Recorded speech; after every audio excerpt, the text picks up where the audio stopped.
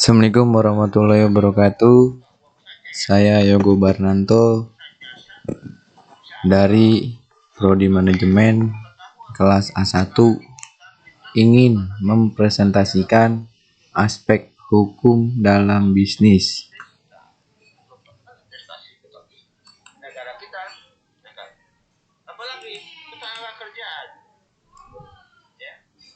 Aspek hukum, mari kita mulai. Aspek hukum dalam bisnis. Ini materi-materinya. Aspek hukum dalam bisnis, hukum perusahaan, hukum perjanjian, hukum penanaman. Mari kita mulai presentasi mata kuliah aspek hukum dalam bisnis. Hukum perusahaan. Hukum organisasi perusahaan di Indonesia memiliki sumber hukum sebagai berikut. 1. A. Kitab Undang-Undang Hukum Perdata KUH PDT yang dikenal dengan nama bergelijik Wetbauk BW yang diberlakukan sejak tahun 1874. 2. Peraturan perundang-undangan yang diterbitkan dalam berbagai bentuk peraturan, misalnya peraturan pemerintah, peraturan presiden, keputusan presiden, keputusan menteri, dan sebagainya. 3. Kebiasaan dan jurisprudensi. 4. Pendapat para ahli hukum. PT Perseroan Terbatas. Perseroan adalah badan hukum yang merupakan persekutuan modal, didirikan berdasarkan perjanjian, melakukan kegiatan usaha dengan modal dasar yang seluruhnya terbagi dalam saham, dan memenuhi persyaratan yang ditetapkan dalam undang-undang ini dan peraturan pelaksanaannya.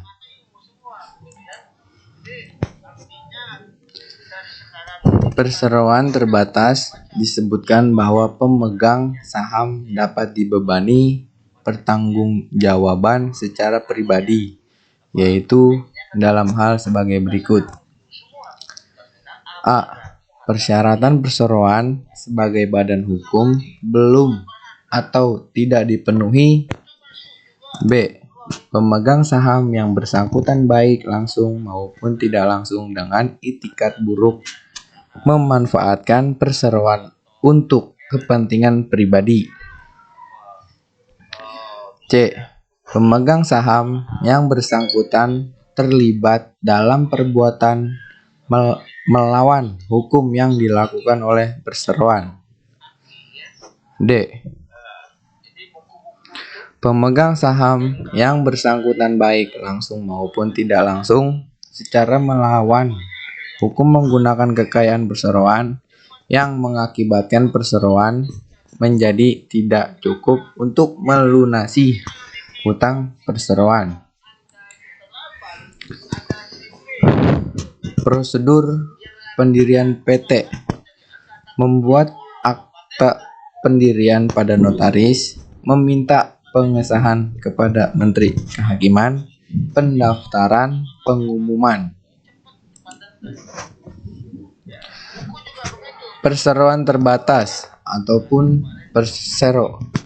Persero adalah badan usaha memiliki negara (BUMN) yang dibentuk berdasarkan Undang-Undang Nomor 9 Tahun 1969 yang berbentuk perseroan terbatas (PT) yang seluruhnya atau paling sedikit 51% saham yang dikeluarkannya dimiliki oleh negara melalui penyertaan modal secara langsung.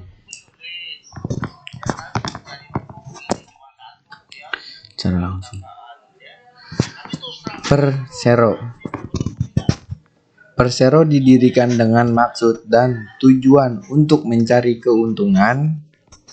Namun demikian, persero dapat pula didirikan untuk melaksanakan pelaksanaannya tugas khusus, yaitu persero yang sifat usahanya untuk melaksanakan pelayanan kepentingan masyarakat luas.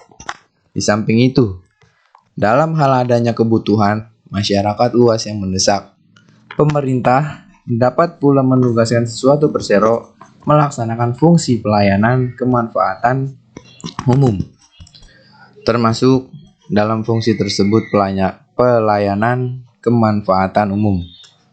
Termasuk dalam fungsi tersebut adalah pelaksanaan program kemitraan dan pembinaan usaha kecil dan koperasi.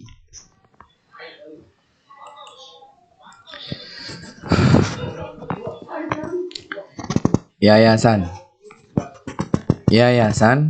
pada prinsipnya didirikan dengan maksud dan tujuan membantu masyarakat atau bersifat sosial yang berbentuk badan atau lembaga non-profit. Yayasan sekarang telah memiliki dasar hukum, yaitu Undang-Undang Nomor 16 Tahun 2001 tentang yayasan, yang kemudian telah diubah dengan Undang-Undang Nomor 28 Tahun 2024. Penanaman modal. Menurut ketentuan pasal 1 ayat 1 Undang-Undang Nomor 25 Tahun 2007, penanaman modal adalah sebagai bentuk kegiatan menanam modal, baik oleh penanam modal dalam negeri maupun penanam modal asing, untuk melakukan usaha di wilayah negara Republik Indonesia. Yang dikenal dalam penanaman modal dalam negeri menurut undang-undang ini adalah kegiatan menanam modal untuk melakukan usaha di wilayah negara Republik Indonesia yang dilakukan oleh penanaman modal dalam negeri.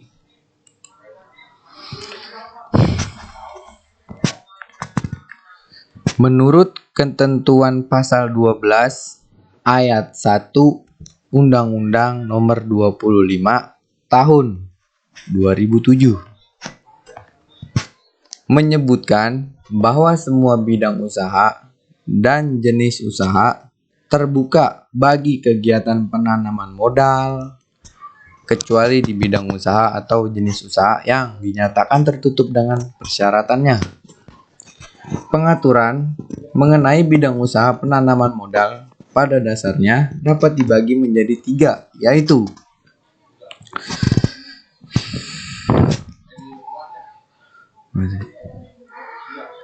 1. Bidang usaha yang terbuka. 2. Bidang usaha yang tertutup mutlak atau absolut. 3.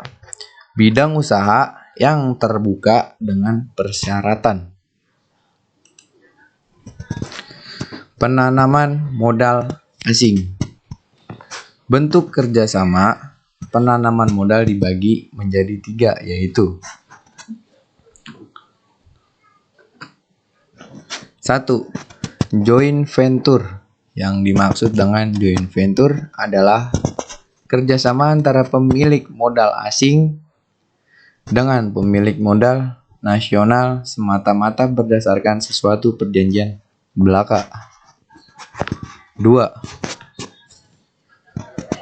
Joint enterprise.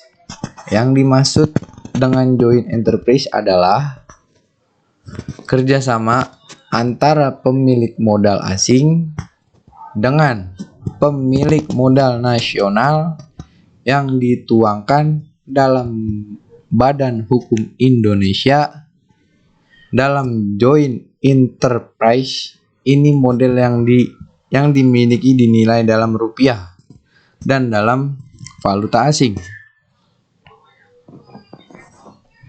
3. Kontrak karya. Yang dimaksud dengan kontrak karya adalah kontrak kerjasama antara modal asing dengan modal nasional yang terjadi apabila penanam modal asing berbentuk suatu badan hukum Indonesia. Permasalahan dalam penanaman modal.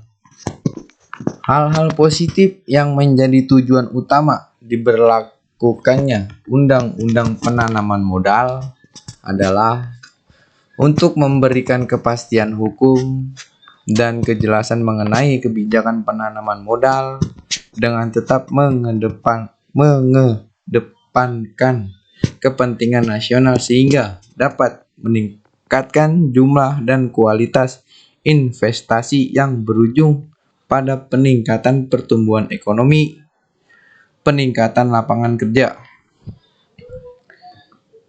Sisi negatif penanaman. Sisi negatif penanaman modal asing yang terlihat terutama dalam praktiknya adalah penanaman modal asing seringkali mengeruk keuntungan melalui praktek-praktek tidak wajar seperti transfer pricing, penyeludupan pajak. Sanksi dalam penyelenggaraan penanaman modal. Menurut ketentuan pasal 33 dan pasal 34 Undang-Undang Nomor 25 Tahun 2007 tentang penanaman modal mengatur mengenai sanksi-sanksi dalam penyelenggaraan penanaman modal yang meliputi sanksi berupa 1. Sanksi pembatalan perjanjian. 2. Sanksi pembatalan kontrak kerjasama. 3. Sanksi administratif. 4. Sanksi pidana. Hukum perjanjian.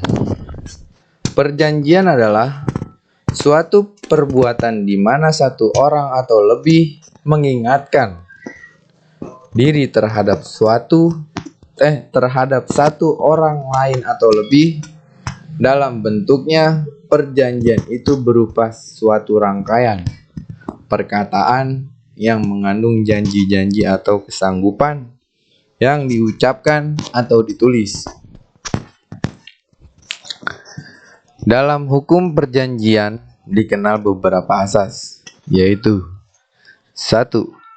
Asas berkebebasan kontrak. 2. Asas konsensualisme. 3. Asas pacta sunt servanda. 4. Asas itikat baik. 5. Asas kepribadian. Syarat-syarat sahnya suatu perjanjian. 2.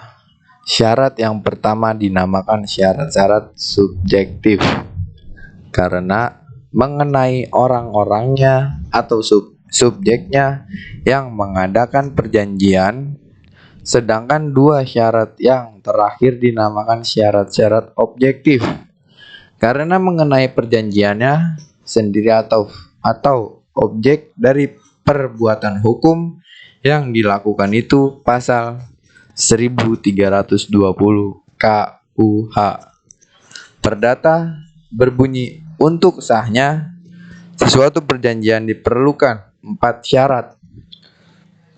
1. Sepakat mereka yang mengikat dirinya. 2. Kecakapan untuk membuat suatu perjanjian. 3. Suatu hal tertentu. 4. Suatu sebab yang halal. Bentuk-bentuk perjanjian.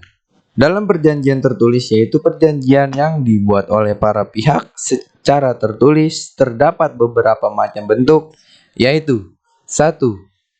Akta di bawah tangan atau on the hands dalam kurung, yaitu merupakan akta yang dibuat oleh para pihak tanpa perantaraan pejabat yang berwenang.